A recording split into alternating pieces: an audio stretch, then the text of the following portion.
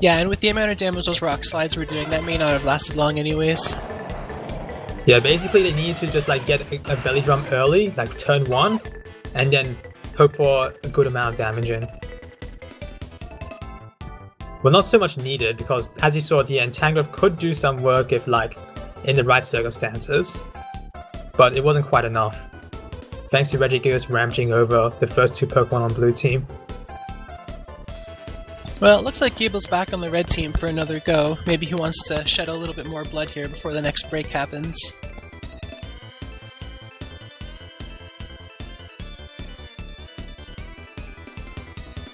We're finally going to have a normal match with switching on.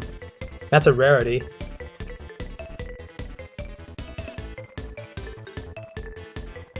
Just looking over the moves here, unfortunately, Ivysaur has no moves that would be benefited from Groudon's Drought. A lot of the time, Drought and Grass types can have synergy, but it doesn't look like anything on their team can use that. And on the red team, there's not even any water types, so Drought will really only benefit Natural Gift. Oh, Exeggcute does have Chlorophyll, actually. And actually... Ironically, Groudon's Drought can benefit the opposing team. Yeah, if Exeggcute and Ivysaur go up against each other, they'll be speed-tied with the sun up, and that could actually turn the tables with Hypnosis and Dream Eater on the moveset. Not to mention, Groudon will be outspeed by Exeggcute if it happens to face it, in which case a Leaf Storm is probably going to one-hit KO it. Blue team has to be careful about when they bring Groudon out. Lickitung... Honestly, anytime Lickitung or Licky is on the table, I always think that their movesets are okay, and then they just don't deal out enough damage, so I can't tell whether or not Licky can deal with Exeggcute or not here. To be honest, for me, it's felt like the opposite experience at times, at least with Licky. Like with Licky, it's often had really high stats, very balanced stats at that, but kind of bad-looking moves. So in the past, I'd often bet on Licky or against Licky, thinking that it would be kind of bad, but then it would surprise me and end up being very useful. Well, I mean, if you do look at its stats, usually it has like 300 health and then straight 200s, and that's pretty good. But it just, I don't know, anytime I see it, it just seems to underperform. Well, this Lickitung does have Source Dance at least, but it's going to be slower than Exeggcute at the same time. So in this opening matchup, blue team will probably... Well, they can't really switch out unless they want to risk a lot of disasters happening with either Ivysaur or Groudon. So chances are blue team would have to stay in, while red team will probably use Hypnosis or something similar.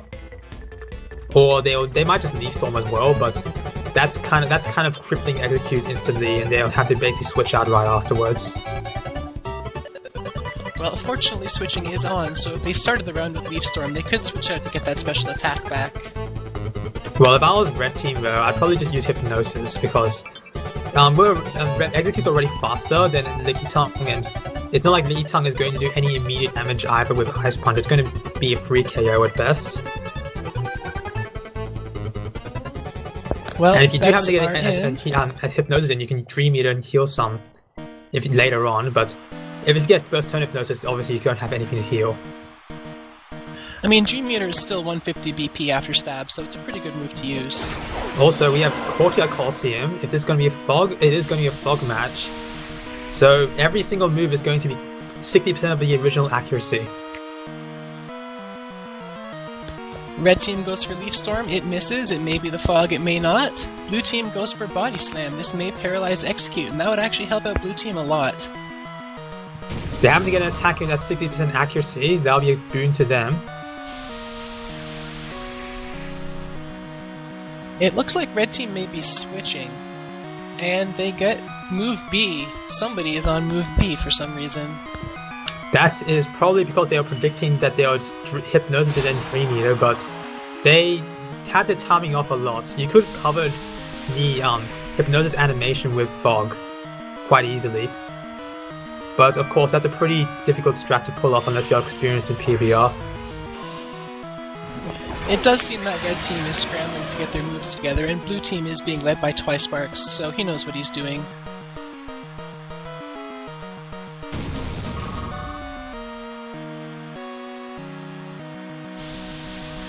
That's what, 3 for 3 for blue moves now?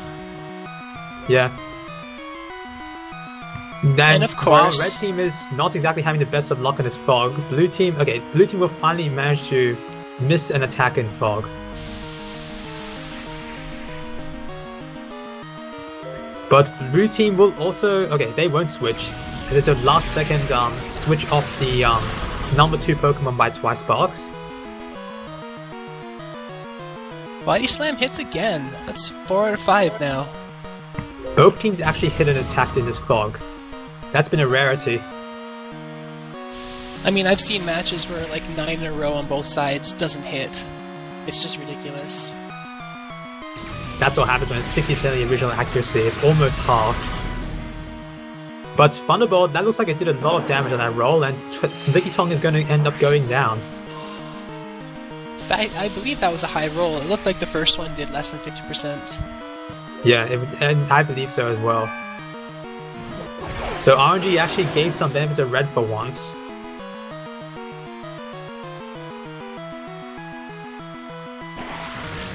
Energy Ball hits, blue team having very good accuracy this match. Maybe they just don't see the fog. Blue team have goggles to see through the entire fog. Or just amazing vision. Red team, they have a Luxray who has supposedly got X-ray vision, but they're failing. Well, to be fair, Luxray is the only one on red team that's gotten a hit so far. I mean, it's still missed a few times, hasn't it? That's not exactly what you'd hope for out of something with supposed X-ray vision. Well, blue team are going to end up missing Energy Ball, while red team are on Dream Eater for some reason. That looks like they aren't switching off the appropriate move. Oh, there's a move off change. for the appropriate move. Switch again. They will switch to Gible here. I think this is a very... I think it's an okay move, I guess, but I don't think I would have switched in this situation. I'd have just probably tried to Hypnosis and then hope for good luck and then Dream Eater. Switching to Gible is a bit iffy because Energy Ball does a lot of damage, but at the same time you do want Exeggcute around for Groudon. Yeah, I agree that it's risky, and of course, I mean, this may not benefit them at all, but they did get an Earthquake off. But if Groudon is last on blue team and Exeggcute comes out, it has the speed and all accuracy is restored, so that could be very good for red team. Another thing about putting Gible in is that it actually allows Leech Seed to come into play, which does end up hitting, but the red team will luckily for them be able to get that second Earthquake in to finish off Ivysaur. What is Move D on Groudon? I can't read that from here. Mimic? Mimic. It is Mimic. But now Groudon is going to remove the fog with its Drought and instead put Sun. Notably, Exeggcute has Chlorophyll, and once it comes into play, it will be able to outspeed that Groudon, and probably one-hit KO with Leaf Storm. This is a very good position for red team now. Yeah, and any damage Gible gets will remove the chance of a poor roll on Leaf Storm too. I don't think it's a roll in the first place, but I didn't exactly calculate this match. I can't calculate stats at all, so I'll take your word for it.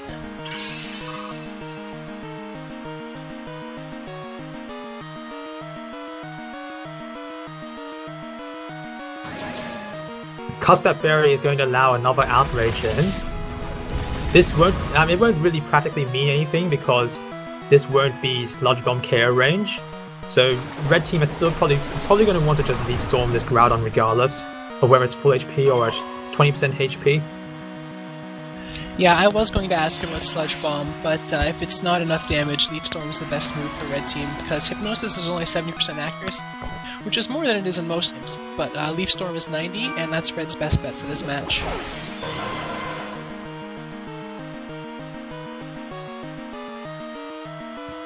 He can Sludge.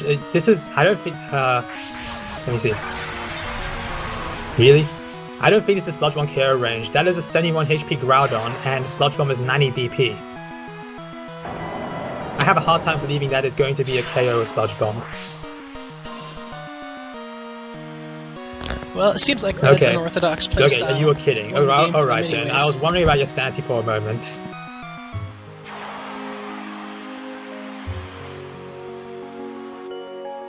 Alright, chat wants to convince you that Sludgebomb would have KO'd. Yeah, it's such a shame. Red did not go on the obvious, not very effective move. But they played well in this battle, so congrats to them. Well, reasonably well. They made some mistakes, but they played well enough to win this, along with having some good RNG. They'll get an underdog payout. Well, with that, I do believe it's time for us to say our farewells. Thank you for having me for like 22 minutes. It was fun. And thank you for having me for this last hour. We'll be taking our leave now, and I'll be joining the rest of you in betting. Hopefully. It looks like we have Lumisao and I'm not sure. I'm struggling to find out. Anyway, good night, everybody. Yeah.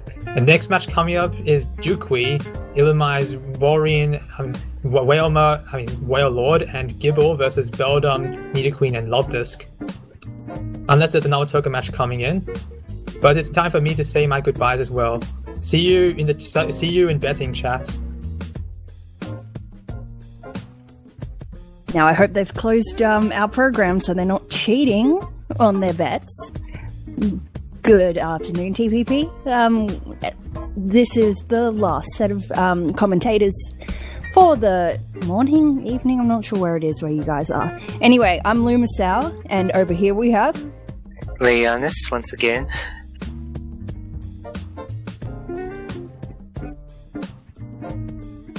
So I saw that they already went over the token,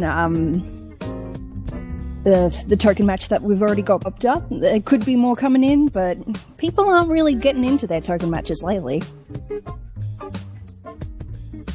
I think it's a bit late in the US, so I guess people are sleeping and not token matching. Yeah, fair enough.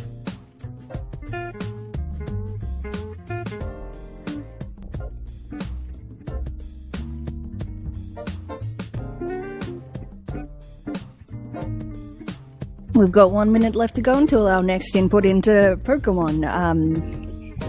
Dark Greystone.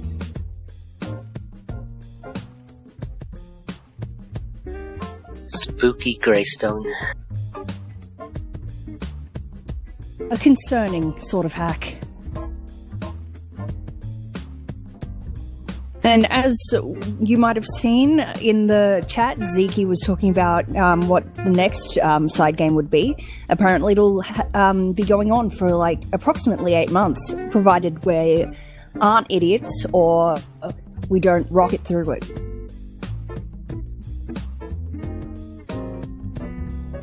So there's a chance it can be longer.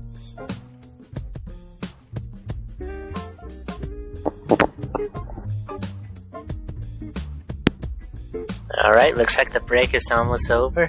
Who was that Pokemon? It's a Diglett!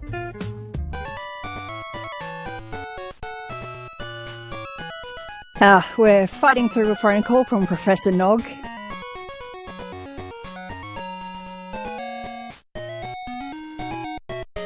There is 1 token in the pool, 2 tokens in the pool.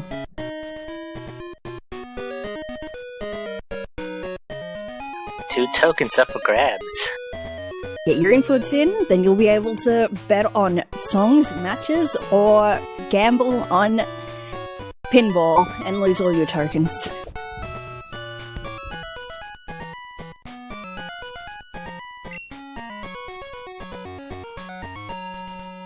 Need a trainer help. I didn't win a token, so it doesn't matter.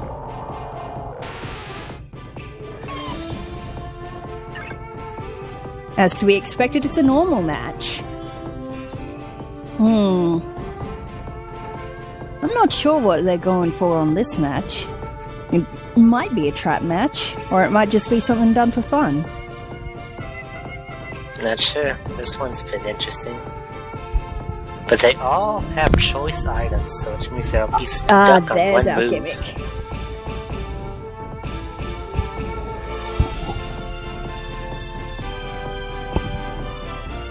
And as it was in the last choice match I saw, both beginning Pokemon have U-turn in order to get that one little boosted hit off before heading back, without the effect of the choice band locking them into it. However, switching off, so that after that's all done, they'll be stuck with whatever the heck they're stuck on. People are favouring the blue team quite heavily. That just means excellent payout for red team. Excellent payout for that lone red team better. But there's still 2 minutes left to go, so get your bets in. Get your money. Wow, how much is that? I can't even see. Oh, no, wait. Somebody just put in a huge bet on red. That's not how it works. You're meant to put in a little bet so you get a huge payout.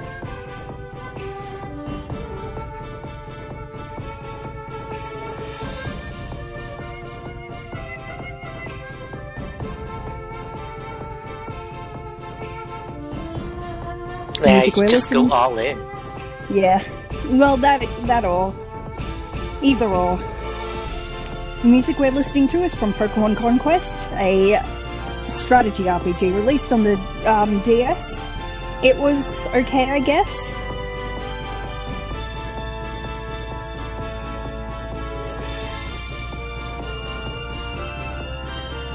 Shame there wasn't a Conquest 2, I guess.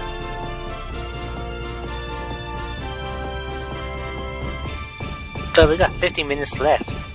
Put in your bets if you want to see some of that payout. It looks like the red team's the underdog once again.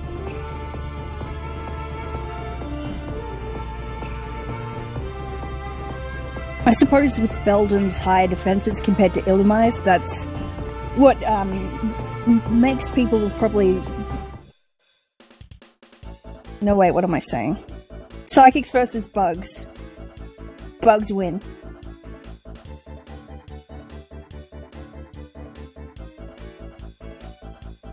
Either way. Yeah, that's... 10 seconds left to go, folks.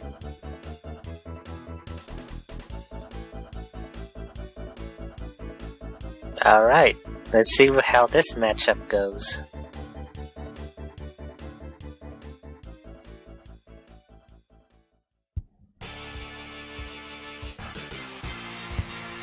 Here in Main Street Coliseum.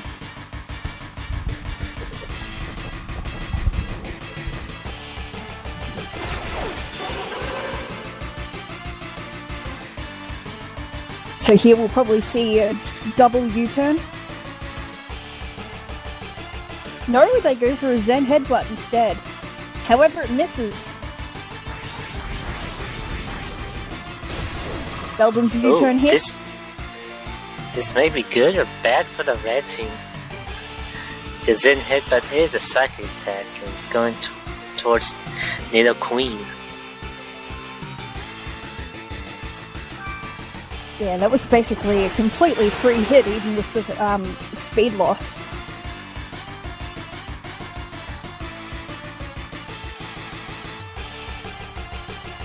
So they go through for another Zen Headbutt. Super effective! But still, it's not quite all the way out.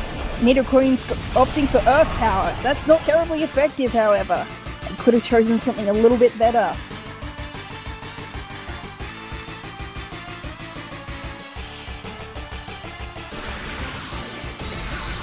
Crit! Ooh. Looks like the blue team got lucky there as they take down the red team's Nidoqueen, and they're up by one Pokemon. All that's left on the red team is Beldum and Luvdisc. They could still possibly hold on, but it's not looking bright.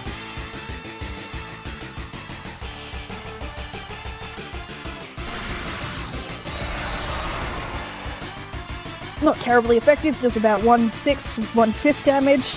Beldum's going for another U-turn in order to switch into Luvdisc. And it's a crit, and it's down.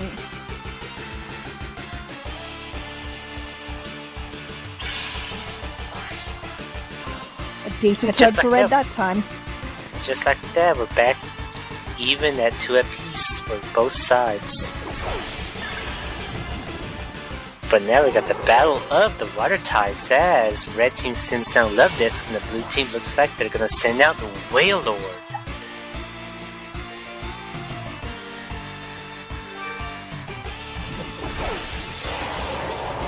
Could be either pretty good or pretty bad for either team.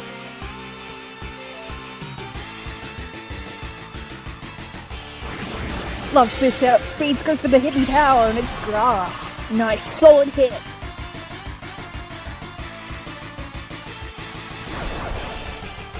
But Earthquake's gonna tear open the ground, brings Luvdisc to about half HP. Ooh, if that was a high roll or the next one's a low roll, it could still live through it. However, it got a crit on that, knocking out Wailord. And just like that, the tide has quickly turned in the battle as now the red team is in the lead.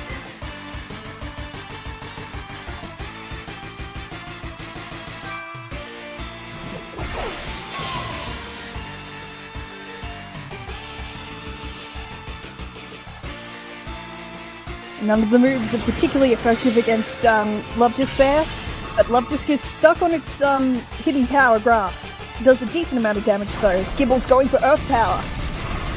Ooh, and that's enough. And it looks like we're down to both sides' last Pokemon. Considering...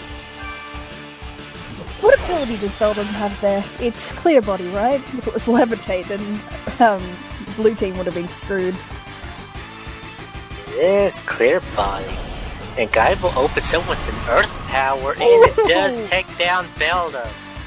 Ooh, that was more even than I thought it would be. A nice, solid strategizing from both sides.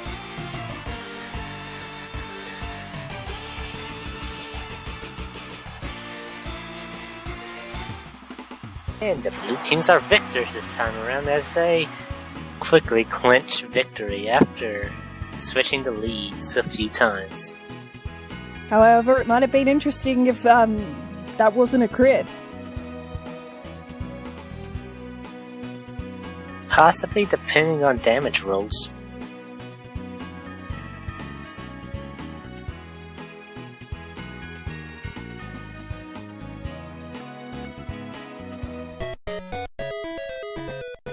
And here we are back at Pokemon Dark Greystone. We got 2 tokens in the pot right now. If you want some of them, some of those tokens, better input right now. Fighting through the slog that happens to be phone calls in this game. Let's probably not do another Gen 2 game for the side game.